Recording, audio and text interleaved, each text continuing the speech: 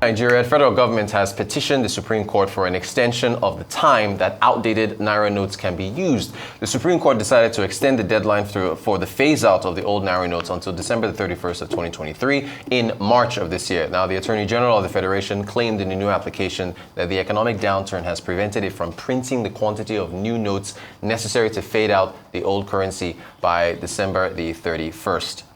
A ban on the importation of goods that are capable of being manufactured in Nigeria has been suggested by a few members of the House of Representatives. The Joint Committees on Finance, National Planning and Economic Development, and Aid, Loans and Debt Management of the House of Reps included this proposal in their report. The study, of course, was on the Medium-Term Expenditure Framework and Fiscal Strategy paper for 2024 through 2026. In order to deter banks from doing business with the parallel market, the committees also emphasized that the Nigerian Central Bank should supply foreign exchange to those banks. And also, speaking of which, the medium-term expenditure framework, let's take a look at some of the metrics there. They're looking at 700 Naira to the dollar, $73 crude oil price, crude oil production of 1.78 million, inflation 2021, inflation of 21.4% for next year, all the way through to 18.6% in 2026. Let's get Arise Business Analyst Chika Mbonu, who I haven't seen in quite a long time, is holding it down for us to get his comments here. Chika, it's good to see you again. Good morning. Traveling around vacation, then Togo, everywhere, any money for Arise work. Multiple streams of income. Yes, I preach multiple streams of income. Indeed, for the wife, have you? No, I've left that topic for you, Chika, it's good to see you. Yes. What do you make of these?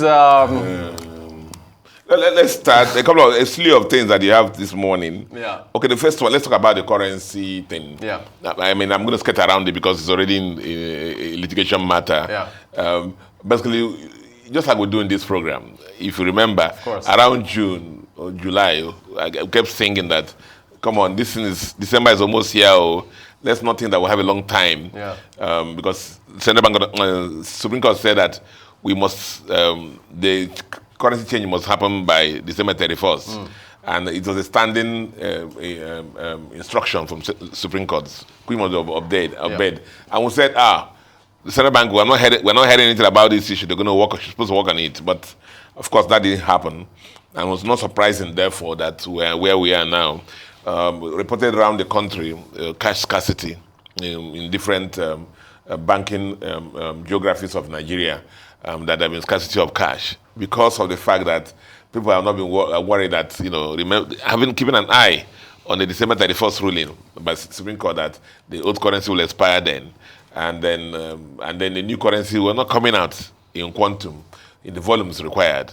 I mean, see, even if you stretch the mint to full capacity, there's no way they will be producing the amount of new notes to replace the quantum of old notes that were in the system. Yeah. That's one of the problems they've had. Because the policy was, or the intention was like, every time that banks take new notes into the bank CBN, what should come out is old notes, new notes. So bring old notes into the banking system, into CBN, and then take new notes. That's how the new notes will be introduced back into the circulation. The new notes were not coming as being printed as expected. So that has been a problem. And we think that immediately that the Supreme Court should help us, and then rule on that.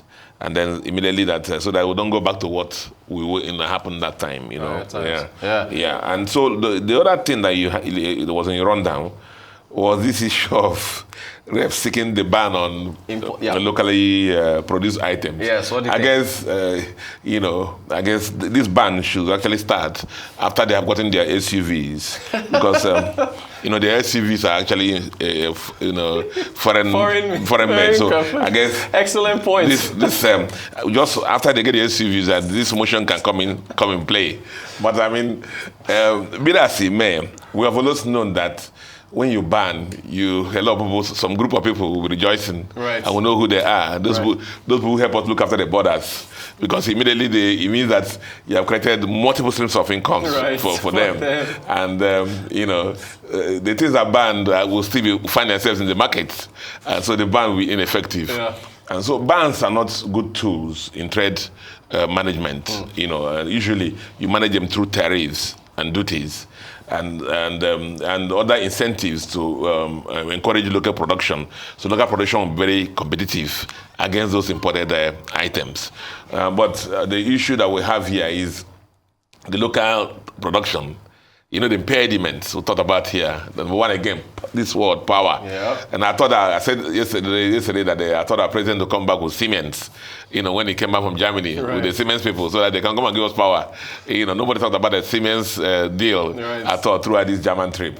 But power is the major issue so banning the importation of items doesn't work very well. It just creates another layer.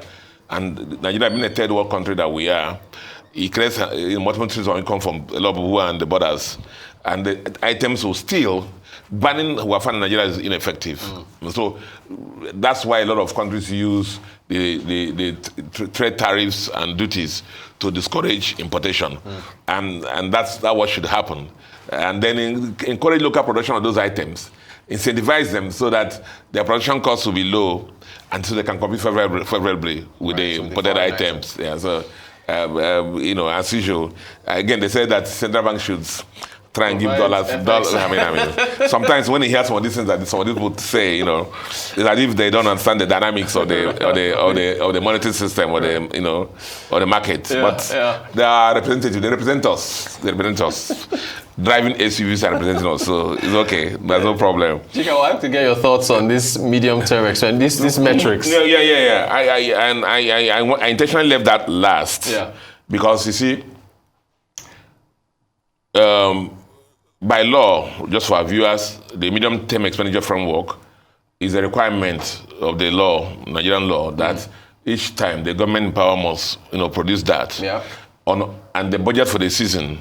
Whereas the framework looks over, I think, 3-year period horizon, the budget is tactical, it looks year by year, and draws from that framework, And so what happens is, therefore, is that it is a projection. Right. And like every projection is as good as the assumptions. Right. Anybody can come here and say I'll be 7 feet tall. When you're a dwarf, you're allowed to make any projection. You can say I'll be a billionaire when only 10 naira is in your bank account. But the issue there is, how realistic are your assumptions? Now look at the first thing. They say the revenue projection is going to be about 16.9 trillion. Yeah. Now 2022, brothers and sisters. Yeah. This Nigerian government did revenue of only about 5 trillion. Okay?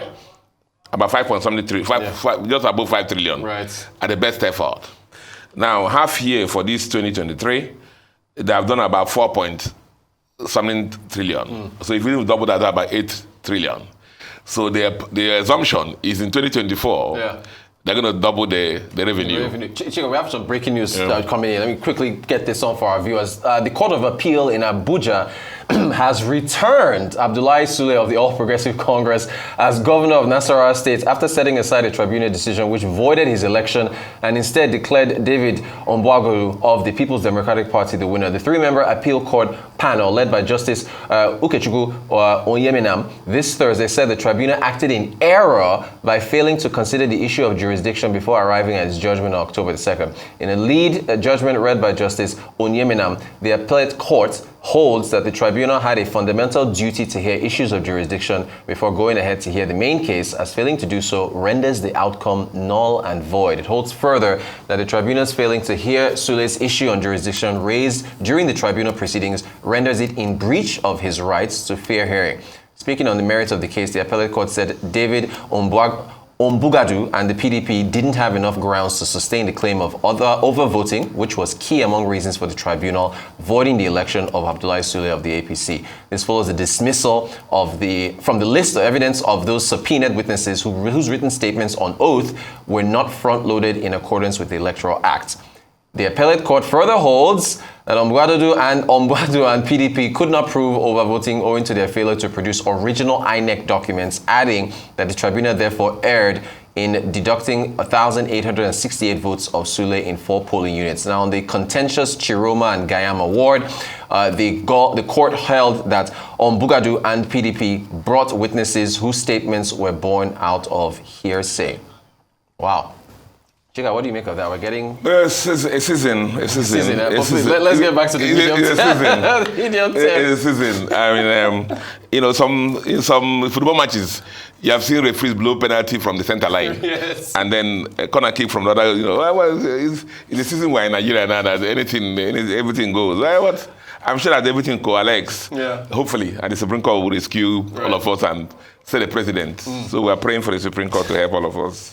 Well, back to our revenues, have you? Oh, yeah. The medium-term expenditure framework. Yeah. And I said that is a projection. All right. And like every projection, the projections are good as the assumptions. And you can't just go out there and make. And I said the way you're going to look at this projection is, for revenue, for example, in 2024, they project that we're going to make almost 17 trillion in revenues. Right. Now, at the best effort in 2022, the government made about 5 trillion in revenues. Half year 2023, they've done about 4 trillion. Yeah. So at the best effort, maybe 8 trillion end of the year. That's why they're going to more than double that in 2024. Right. So you're going to ask yourself, like we do in the banking system, and when clients bring some projections, ask yourself, are there new trading lines? Are there new product lines? Are there new customers? And so that will lead to this more than doubling of the revenues. Right. So ask Nigeria the same question. Nigeria has been known to project revenues, and at best do half of that. So again, question mark on this. Look at other things. Inflation is projected to be at about 21%. Current inflation is at what? 27.33. Yep. Okay. So what are the initiatives that will bring this inflation down? Do you see anything in the horizon? Nothing like that. Exchange rate projection 700. Now it's hugging almost 1,000. Right. So what again? Do we see anything? Oil production 1.78 million barrels a day. At the best, we're doing at 1.3 billion barrels a day now. I've been screaming and shouting myself hoarse on this program. Commonwealth. Our Commonwealth. Yeah. And as I said, the president of our Nigeria should throw all the best, our soldiers, our troops to the oil bet areas and using the communities and whatever. Let's recover our Commonwealth from those who have their. Everybody has their pipe now. Yeah. Let's recover that to Commonwealth. From 1.3 at the best. They're moving to 1.7, 1.8 million, 500,000 barrels a day, So, again, is there anything in the horizon on that? Crude oil price, 73.6 barrels per day. Okay, per barrel, dollars per barrel. Okay. I think it's hugging about 85, that. Yeah. And it's been averaging, has more than average $70 per barrel. So this may sound realistic. Yeah. You handled the first segment of the show. You talked about OPEC and the issues. Yeah. And there's no indication that oil price will fall below $70 per barrel. So this may sound okay. GDP growth, 3.76. Yeah. At the best, we're not even reaching 3%. Right. So what are these initiatives? Unemployment getting higher, poverty levels getting higher, inflation getting, that will lead to this kind of growth. So, again, at best, I can just say that maybe in December next year again, we'll come for the having this conversation. We'll go for the or even half year. We'll go for the autopsy. Yeah. And then start looking again at this and say once more Nigeria has done it again. Right. You know. All right, business analyst Chika Mbonu. Chika, I appreciate you coming on. Thank you so much for reviewing these matters. Appreciate your time.